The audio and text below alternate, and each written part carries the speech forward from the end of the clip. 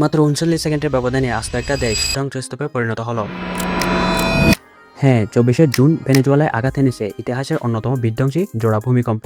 7.2 and 7.5 মাত্রার দুটি তীব্র ভূমিকম্পনে এখন পর্যন্ত প্রায় ২,০০০ মানুষ প্রাণ হারিয়েছেন এবং ধ্বংসস্তূপের নিচে নিখোঁজ আরও হাজার হাজার মানুষ। নাসার স্যাটেলাইটের তথ্য অনুযায়ী প্রায় ৫৯,০০০ ভবন স্রেফ মাটির সাথে মিশে গেছে।